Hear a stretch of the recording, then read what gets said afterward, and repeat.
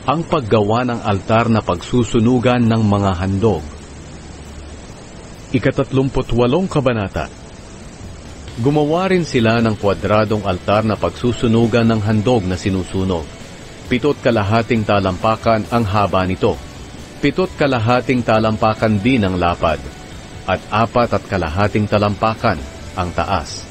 Nilagyan nila ito ng parang mga sungay sa 4 na sulok, na kasama ng ginawa ng gawin ang altar.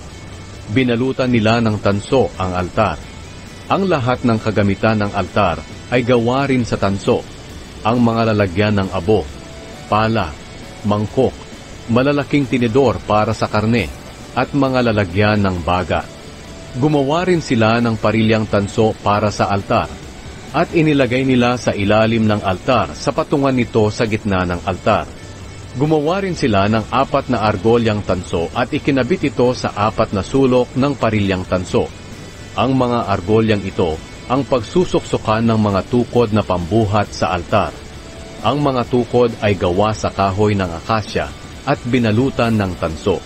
Isinuksok nila ang mga tukod sa argolya sa bawat gilid ng altar para mabuhat ito.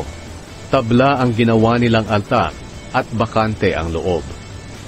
Ang paggawa ng plangganang hugasan. Pagkatapos, gumawa sila ng tansong planggana. Ang patungan nito ay tanso rin. Ang mga tansong ginamit dito ay galing sa tanso na salamin ng mga babaeng naglilingkod sa pintuan ng toldang tipanan. Ang paggawa sa bakuran ng toldang tipanan. Nilagyan nila ng bakuran ang toldang tipanan at pinalibutan nila ito ng mga kurtina na pinong telang linen. Ang haba ng kurtina sa bandang timog ay 150 talampakan. Ikinabit nila ang kurtina sa 20 haliging tanso na nakasuksok din sa 20 pundasyong tanso. Ang kinabitan ng kurtina ay ang mga kawit na pilak na nakakabit sa mga baras na pilak sa mga haligi.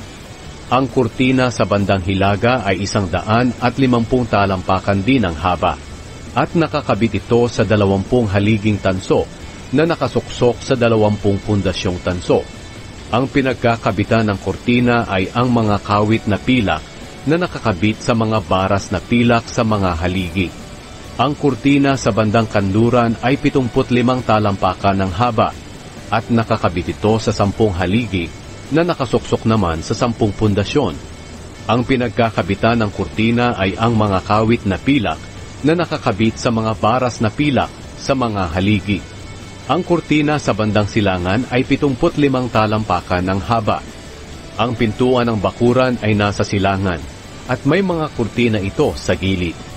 Ang kurtina sa kanan ay 22.5 talampakan ng haba, at nakakabit ito sa 3 haligi na nakasuksok sa 3 ring pundasyon. Ang kurtina sa kaliwa ay 22.5 talampakan ng haba, at nakakabit ito sa 3 haligi na nakasuksok sa 3 ring pundasyon. Ang lahat ng kurtina sa palibot ng bakuran ay gawa sa pinong telang linen. Tanso ang pundasyon ng mga haligi, at pilak naman ang mga kawit at mga baras nito. Ang mga ulo ng haligi ay nababalutan ng pilak. Ang lahat ng haligi sa palibot ng bakuran ay may baras na pilak. Ang kurtina ng pintuan ng bakuran ay gawa sa pinong telang linen na binordahan gamit ang lanang kulay asul, ube at pula, at napakaganda ng pagkakaburda nito. Ang haba nito ay 30 talampakan at 7.5 talampakan ang taas, katulad ng taas ng mga kurtina na nakapalibot sa bakuran. Ang kurtinang ito ay nakakabit sa 4 na haligi na nakasuksok naman sa 4 na pundasyon. Nababalutan ng pilak ang mga kawit at mga baras ng mga haligi at ang mga ulo nito. Purong tanso ang lahat ng tulos ng tolda at ng bakuran sa palibot nito. Ang mga materyales na ginamit sa pagpapatayo ng tolda. Ito ang mga materyales na ginamit sa pagpapatayo ng toldang sambahan, kung saan nakalagay ang malalapad na batong sinulatan ng mga utos ng Diyos. Inilista ng mga Levita ang mga materyales na ito ayon sa utos ni Moises. Ang gawaing ito ay pinamahalaan ni Itamar, na anak ni Aaron na pari. Ang namamahala sa pagpapatayo ng tolda ay si Bezalel na anak ni Uri at apo ni Hur na mula sa lahi ni Huda.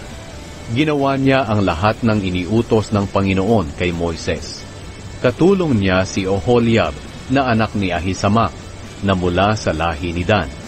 Magaling siyang magtrabaho, magdisenyo at magburda ng pinong telang linen at ng lanang kulay asul, ube at pula.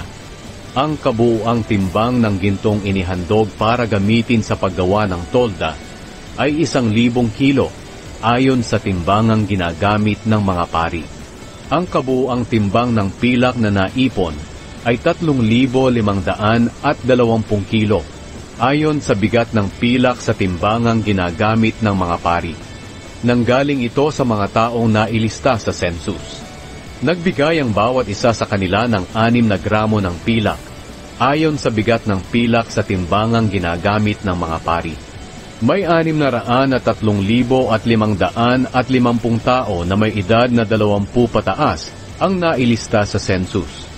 Ang 3,500 kilo ng pilak ay ginamit sa paggawa ng 100 pundasyon ng tolda at ng mga kortina, 35 kilo bawat pundasyon.